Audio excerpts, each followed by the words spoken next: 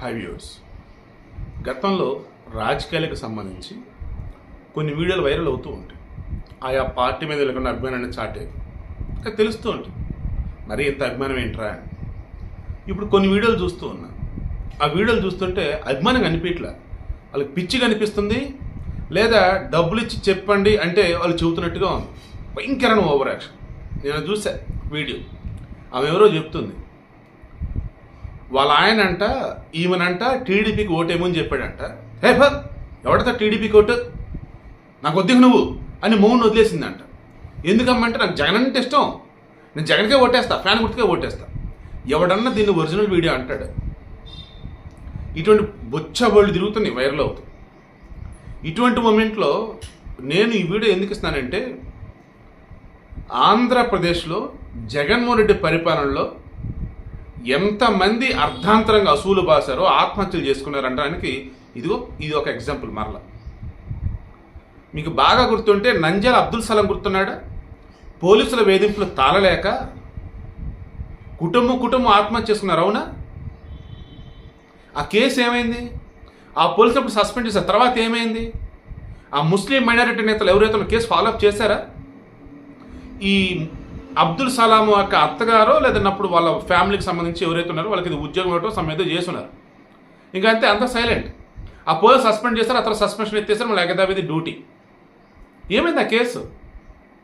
తెలీదు.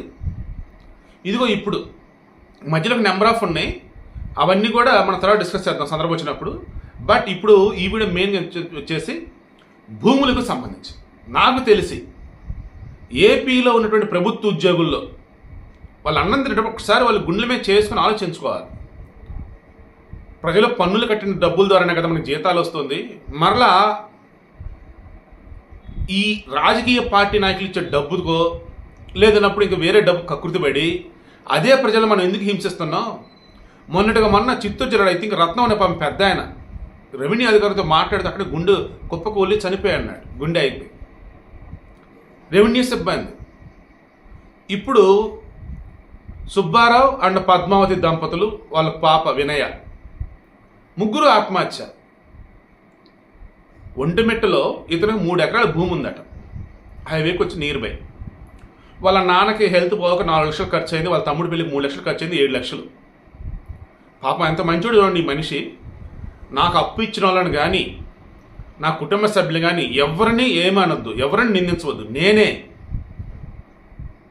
ఈ government office చుట్టూ తిరిగి రెవెన్యూ అధికారులను అడిగి విసిగిపోయి నా భూమిలో వేరే ఎవరో వారి యాజమాన్యం ఏంటి, దట్ మీన్స్ వారు ఓనర్ ఏంటి, శ్రావణ్ అనే పేరు మీద నా భూమి ఎందుకు ఉండాలి, నాది కదా ఆ భూమి అడిగితే ఎవరో కట్టా శ్రావణి పేరు మీద అది మార్చున్నారు. కట్టా నారాయణ వైసీపీ నాయకుడట. 4 days బ్యాక్ వచ్చి వీళ్ళు బెదిరించాడట, ఆ భూమి జోలికి రావద్దు అది ఇదని చెప్పేసి. ఇన్వెస్టిగేషన్ చేస్తున్నారు కాబట్టి నేను తిండెత్తు వెళ్ళట్లేదు. బట్ నేను చెప్తుంది ఏంటంటే, ఈ సుబ్బారావు పాపం విసిగిపోయి ఇంకేమి చేయలేక ఇటువంటి దిక్కుమాలినటువంటి పరిపాలనలో నేను బతకలేను, అడిగి ఉన్నాను న్యాయం చేయమని. లేదు, న్యాయం లేదు, ఇంకెందుకు ఏమైనా ఉండటం, అందుకే నేను చనిపోతున్నానని చెప్పేసి పాపం ఆయన చనిపోయాడు రైల్ ట్రాక్ మీద. ఆయన భార్య పద్మావతి, కూతురు వినయ ఇంట్లో పురుగుల మంది దగ్గర చనిపోయారు. ఇంకో కూతురు ఉందట పాపం, ఆమె హైదరాబాద్లో ఉంది. ఇప్పుడు ఆ పరిస్థితి ఏంటి? ఇదిగో ఎక్కడో ఏదో జరిగింది, దానిలో వైసీపీలు ఇన్వాల్వ్ అయ్యి ఉన్నారంటే ఆగమేఘాల మీద వచ్చేస్తారు ఈ వైసీపీ నాయకులు, మంత్రులు. వాళ్ళు వచ్చేసి ఎక్స్ప్రెస్ ఇవ్వటాలు అది ఇవ్వటాలు చేసేసి ఆ తప్పుని టీడీపీ మీద తోటి ఏదో చేస్తూ ఉంటారు. ఇదిగో ఇప్పుడు కూడా చూడండి, ఆ మనిషి ఎవరో కానీ సిగ్గుండాలి ఈ మాట అంటానికి. టీడీపీ హయాంలోనే ఈ పేర్ల మార్పు జరిగిందట, పాపం అంతా టీడీపీదట. అనకూడదు కానీ కొడాలని భాషలో చెప్పాలంటే, నీ అమ్మ మొగుడ ఈ గత 4-5 సంవత్సరాలుగా పరిపాలిస్తూ ఉంది. లేదన్నప్పుడు ఈ రెవెన్యూ రికార్డులు మార్చాలని చెప్పేసి అడుగుతూ ఉన్నప్పుడు సమాధానం చెప్పింది ఎవరు? సీరియస్లీ అండి, సిగ్గేస్తుంది అసలు ఈ వైసీపీ వాళ్ళని చూస్తూ ఉంటే.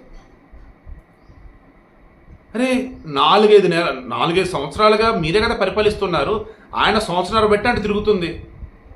సంవత్సరాలుగా నేను తిరుగుతూ ఉన్నాను అన్నాడు. జగన్మోహన్ రెడ్డి పరిపాలన కబ్జా చేసింది వైసీపీ వాళ్ళు. ఇంకా టీడీపీలకి ఏం సంబంధం నాకు అర్థం కాదు. శవర్ రాజకీయాలు కేర్ ఆఫ్ అడ్రస్ వీళ్ళు అంతే. ఇంకా అక్కడ శవం కనిపిస్తే చాలు ఇంకొచ్చాలి వాలిపోవాలా. వీళ్ళ వల్ల చనిపోయారంటే నిందన టీడీపీ మీద వేయాలి, లేదు మామూలుగా చనిపోయారంటే టీడీపీ మీద వేయాలి. ఇలా ఈ యొక్క బతుకులే నాకు అర్థం కాదు. ఇది ఒక పరిపాలన, వీళ్ళది ఒక పార్టీయా? మరలా వీళ్ళకి వచ్చేసి మీరు ఓట్లు వేస్తారా? తర్వాత మార్నింగ్ ఈనాడు న్యూస్లో మొన్నోడు కామెంట్ పడాడు కింద, అరే మూర్ఖుడా, ఈ సొల్లు వీడియోలు వైరల్ వీడియోలు చూసి సంకలు గుద్దుకోవటం కాదురా.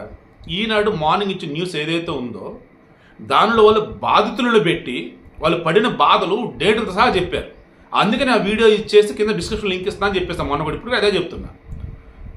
అందులో 1 minute నుంచి అరౌండ్ 7 or 8 minutes వరకు మొత్తం వీళ్ళే. అందులో ముస్లింలు ఉన్నారు, క్రిస్టియన్లు ఉన్నారు, బీసీలు ఉన్నారు, ఓసీలు పాప అంతా ఉన్నారు. అంతా కూడా ఎవరురా ఏంట్రా అంటే జగన్మోహన్ రెడ్డి పరిపాలనలో వీళ్ళ భూములు వేరేవారు ఆక్యుపై చేయటం, వీళ్ళ భూముల పేర్లు వచ్చేసి వేరే వాళ్ళ మీద ఉండటం, అండ్ పేర్లు మార్చాలన్నప్పుడు రెవెన్యూ వాళ్ళు లంచాలు అడగటం, ఇలా ఆఫీసుల ముందు పెట్రోల్ వాళ్ళను కొంతమంది, లంచాలు ఇవ్వలేక నానా రకాలుగా ఇబ్బంది పడ్డారు కొంతమంది, పిల్ల పాపలతో పడిగాపులు కాస్తున్నాడు మరికొంతమంది, గుండెకి చనిపోయిన రత్నం లాంటి వ్యక్తి ఒక వ్యక్తి, అండ్ ఇప్పుడు వచ్చేసి సుబ్బారావు, పద్మావతి, వినయ వీళ్ళు ఆత్మహత్యలు. ఇలా చెప్పుకుంటూ పోతే ఘోరం. మరల ఖచ్చితంగా మీరు కొంతమంది కింద కామెంట్లు పెడతారు, ఏమండి ప్రతి గవర్నమెంట్ ఇటువంటి జరుగుతూనే ఉంటాయని. ఒరే, ఇంత ఘోరం జరిగిన తర్వాత కూడా ఇంకా ప్రతిసారి ఇటువంటి జరుగుతూనే ఉంటాయి, మన వ్యవస్థను మార్చాలి అని మీరు మాత్రం జగన్మోహన్ రెడ్డి పరిపాలన సపోర్ట్ చేసినా ఇటువంటి కామనయ్యా అని మీరు అంటూ ఉన్నారు. రేపటి రోజు మీ కుటుంబంలో ఎవరికైనా జరిగితే ఎవరు రెస్పాన్సిబిలిటీ? మీరు తట్టుకోగలరా? సమాజాన్ని మార్చాలనేటువంటి ఇంట్రెస్ట్తో నాలాంటి వాళ్ళు తపన పడుతూ ఉంటే మీరు వచ్చేసి బానిసత్వంతో రాజకీయ పార్టీలకి, రాజకీయ నాయకులకి మద్దతు తెలుపుతూ అడ్డదిడ్డంగా వాదిస్తూ ఈ సమాజంలో సామాన్య ప్రజానికాన్ని వేధిస్తున్నారంటే ఏమనాలి? అసలు బానిసత్వం అంటారు దీన్ని.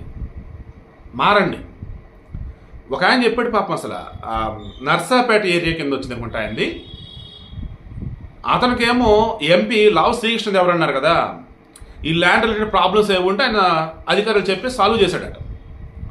బట్ అందులో చిన్న చేంజ్ ఏదో ఉంది, అది చేపించాలంటే చేసేస్తారు వాళ్ళు. కానీ మధ్యలో ఎమ్మెల్యే వైసీపీ అతనుండి అతను లంచం వస్తే కానీ పని అవ్వదని చెప్పేసి అన్నాడట. ఇదేంటి, ఎంపీ ఏమో ఫ్రీగానే చేపించాడు, ఇది అవ్వాలంటే ఎమ్మెల్యేకి లంచం ఇవ్వాలంటే ఇంత దారుణం ఏంటని చెప్పేసి అని అన్నాడు.